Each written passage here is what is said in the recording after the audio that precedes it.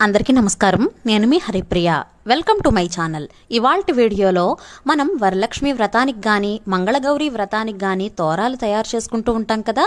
ఇలా తోరాలను ఎలా తయారు చేసుకోవాలి, ఎన్ని ముడులు వేసుకోవాలి, ఎన్ని తోరాలు తయారు చేసుకోవాలి, ఎప్పుడు తయారు చేసుకోవాలి అనే విషయాలన్నీ కూడా చాలా క్లియర్గా తెలుసుకుందాం. భక్తి శ్రద్ధలతో పూజిస్తే వరాలిచ్చే దేవత వరలక్ష్మి అమ్మవారు. ఈ శ్రావణ మాసంలో వరలక్ష్మి వ్రతం రోజున తప్పకుండా తోర పూజను చేస్తాం కదా.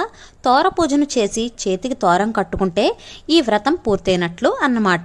ఓం శ్రీ షిరిడి సాయిబాబా జ్యోతిషాలయం గురువుగారు సాయిరాజు గారు. ప్రేమ, పెళ్లి, ఉద్యోగం, వ్యాపారం, సంతానం ఇలా మీ సమస్య ఏదైనా 100% పరిష్కారం చెప్పబడను. గురువుగారికి ఫోన్ చేసి మీ సమస్యలకు పరిష్కారం తెలుసుకోండి.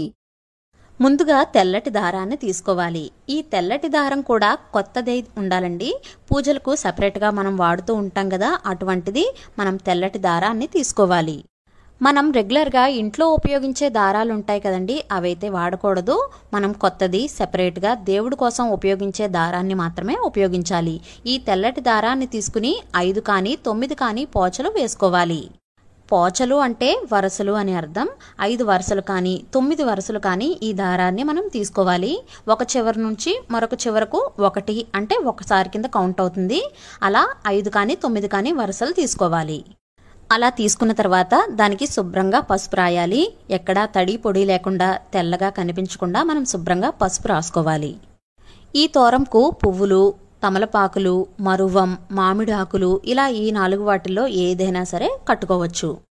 తాడును సిద్ధం చేసుకుని శుభ్రంగా పసుపు రాసుకున్న తర్వాత 9 ముడులు వేసుకుని ఈ తోరాన్ని మనం కట్టుకోవాలి. తోరగ్రంథి పూజ అంటాం కదండి. గ్రంథి అంటే ముడి అని అర్థం. ఇప్పుడు మనం ఏవైతే పువ్వులు సిద్ధం చేసుకుని ఉన్నామో ఆ పువ్వులన్నీ కూడా ఈ తోరానికి కట్టుకోవాలి. మనం నార్మల్గా పూలమాల కట్టుకుంటూ ఉంటాం కదండి, అలా ముడివేయచ్చు.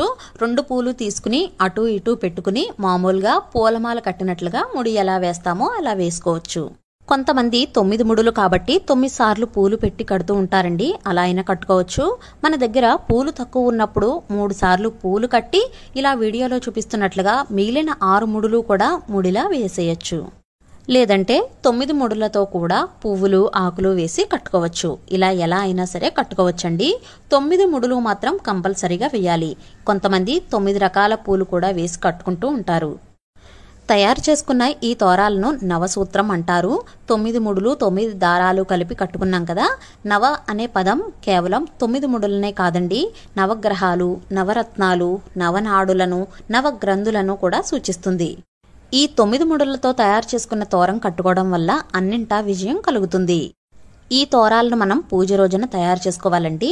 పూజ రోజు చాలా పనులుంటాయి కదా, అంటే ప్రసాదాలు తయారు చేసుకోవడం, కలసం సిద్ధం చేసుకోవడం, ఇలాంటి పనులన్నీ చాలా ఉంటాయి కదా. అందుకోసం మనం ఈ తోరాలను ముందు రోజు అయినా సరే సిద్ధం చేసుకోవచ్చు. అయితే తోరాలను సిద్ధం చేసుకునే ముందు శుభ్రంగా స్నానం చేసి మంచి బట్టలు కట్టుకుని తోరాలను తయారు చేసుకోవచ్చు. మంచి బట్టలు అంటే శుభ్రంగా ఉతికి ఆరేసిన బట్టలు అన్నమాట. విడిచిన బట్టలు మళ్లీ కట్టుకుని తోరాలను తయారు చేయకూడదు. ఈ తోరాలను అమ్మవారి ముందు పెట్టి తోరగ్రంథి పూజ ఉంటుంది. అక్షంతలు తోరంపై వేస్తూ మనం తోరగ్రంథి పూజ చేసుకోవాలి. ఓం కమలాయై నమః ప్రథమ గ్రంథి పూజయామి ఇలా 9 ఉంటాయి కదా. ఈ 9 చదువుకుంటూ అక్షంతలు ఆ తోరంపై వేస్తూ చదువుకోవాలి.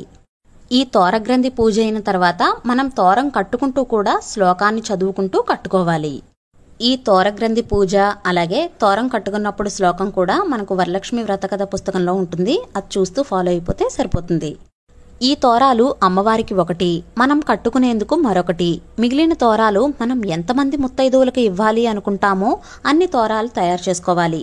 ఎక్కువ మంది ముత్తైదువులకు తోరాలు ఇవ్వలేకపోతే కనీసం 1 ముత్తైదువుకైనా తోరాన్ని ఇవ్వండి, చాలా మంచిది. అంతేకాకుండా మన ఇంట్లో చిన్నపిల్లలు ఉంటే వాళ్లకు కూడా పూజలో కూర్చున్నా కూర్చోకపోయినా సరే సరదాగా తోరాన్ని కట్టండి. చిన్నపిల్లలకు ఇలా కట్టడం వల్ల వాళ్ళు చాలా సంబరపడిపోతారు. మన సంస్కృతి సాంప్రదాయాల గురించి చిన్న వయసు నుంచి అలవాటు చేసిన వాళ్ళం అవుతాం కూడా. ఈ తోరాలను నెక్స్ట్ డే తీసేయొచ్చు. ఇవి పారే నీటిలో కానీ పచ్చని చెట్లో కానీ వేయొచ్చు. ఎవరూ తొక్కని ప్రదేశంలో వేయాలి. తోరాలను ఎందుకు కట్టుకుంటామంటే అమ్మవారి అనుగ్రహం మనం వెన్నంటే ఉంటూ సకల విజయాలు కలగాలని కోరుకుంటూ కట్టుకుంటాము. ఈ తోరం కట్టుకోవడం వల్ల సంతానం, సంపద, సౌభాగ్యం అమ్మవారు ప్రసాదిస్తారని, శ్రావణ మాసంలో వరలక్ష్మి వ్రతం రోజున తప్పకుండా కట్టుకోవాలని మన పురాణాలు కూడా చెబుతున్నాయి. తెలిసాయి కదండి తోరాలను ఎలా తయారు చేసుకోవాలి, ఎప్పుడు తయారు చేసుకోవాలి అనే విషయాలన్నీ కూడా. ఈ వీడియో మీకు నచ్చినట్లయితే please like, share, subscribe to my channel. Thank you for watching.